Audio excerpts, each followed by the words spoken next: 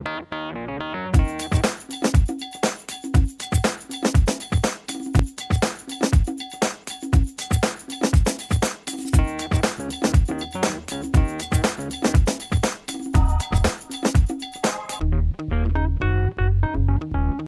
aumento da expectativa de vida trouxe uma nova relação familiar.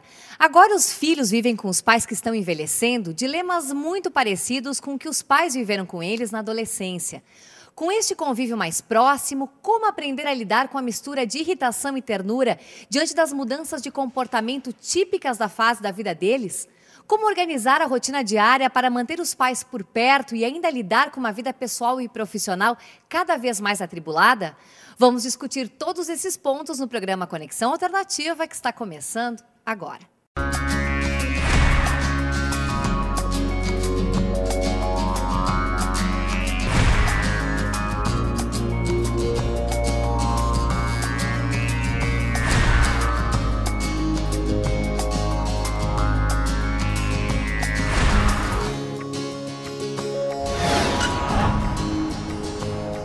Olá, gurias, tudo bem? Bem-vindas ao programa. Tudo ótimo. Retornando de férias, todas descansadas, tranquilas.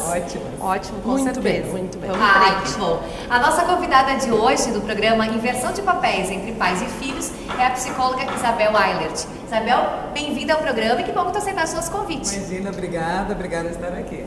Como cuidar dos pais quando eles começam a envelhecer sem perder a autonomia, a liberdade?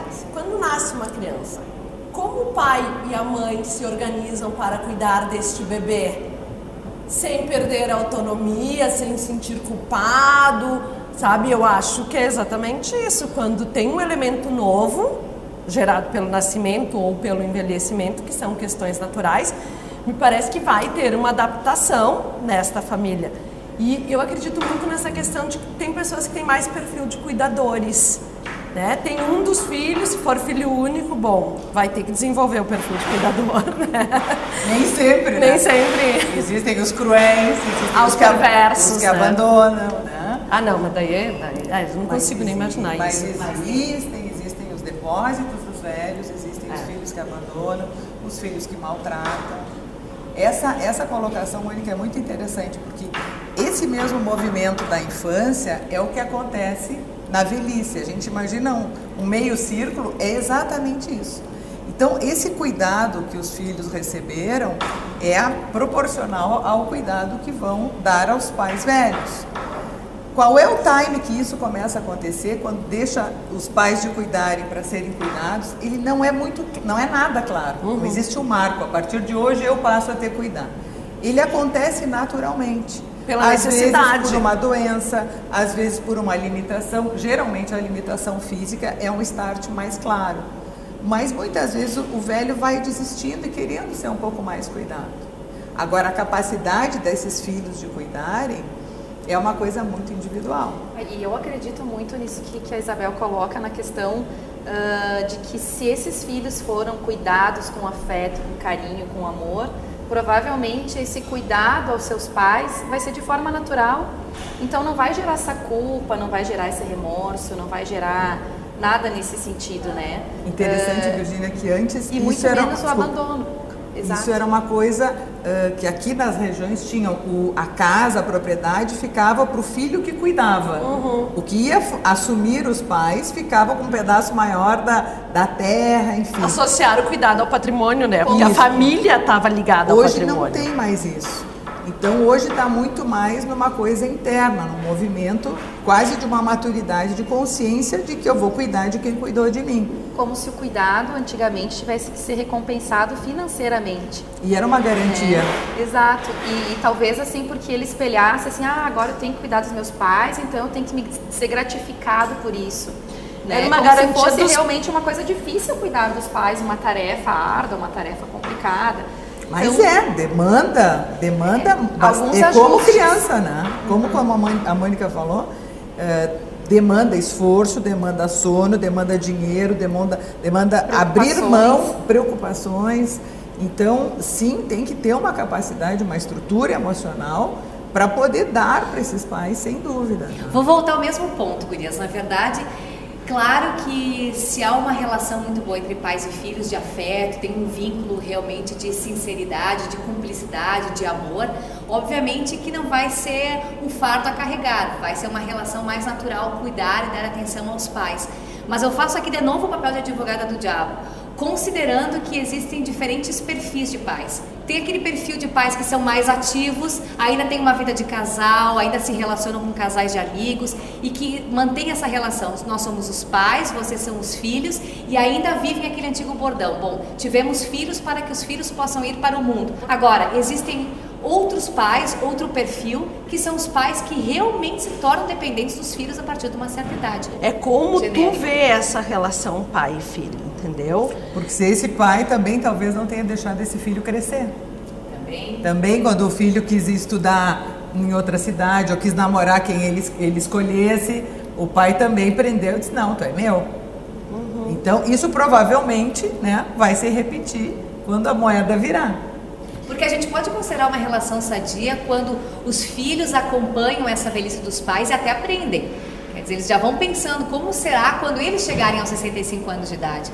Mas, por outro lado, há talvez essa falta de liberdade, de autonomia, de se sentir um pouco preso por ter que cuidar dos pais como uma obrigação, como uma responsabilidade. E eu acredito assim muito na vinda desse filho, com que papel, com que legado que ele está vindo, né? Que ele foi estruturado.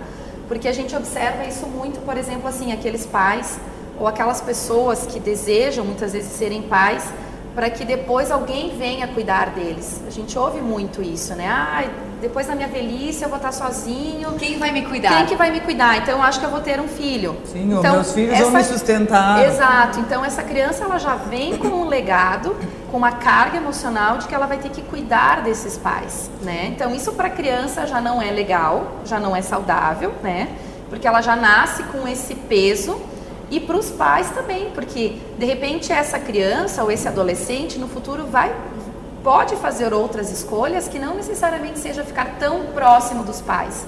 E aí gera uma frustração e essa culpa para esse filho, né? Então se torna assim uma articulação muito pesada. Posso acabar questões. com esse sonho cor-de-rosa? Uhum. Olha que frustração para essa criança. Quem vai ter filho com essa ideia de que vai ter um cuidador no futuro, pega esse dinheiro que investe com uma criança, que não é pouco, tá? Compra um imóvel a mais ou faz um bom plano de previdência privada para quando estiver velhinho vai para uma clínica que tem alguém que cuida.